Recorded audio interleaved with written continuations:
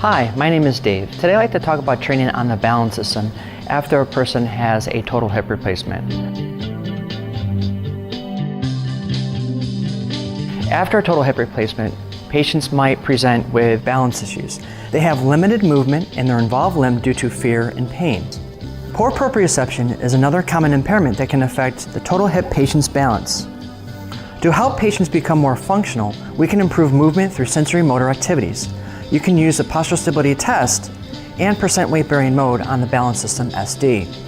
You can see the patient's improvement by observing the on-screen tracing or by reviewing their values in the test report.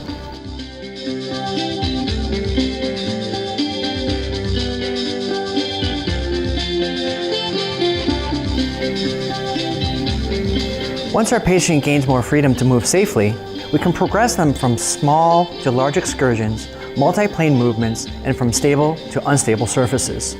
To help regain proprioception in the involved limb, have the patient stand with eyes closed on a foam pad or by varying direction of movement.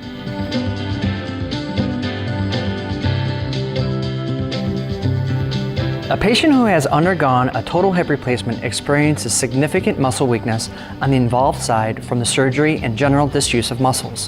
One of the first things we want to do is to regain symmetry. Utilize various training modes to increase motor activity and improve strength and endurance. The percent weight bearing and weight shift training modes on the balance system are recommended.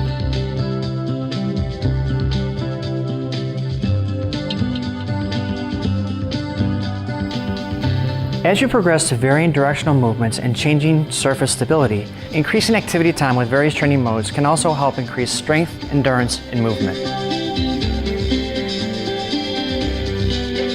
Patients may experience decreased weight shifting and weight bearing. This can affect their gait. It's important to work on bilateral symmetry.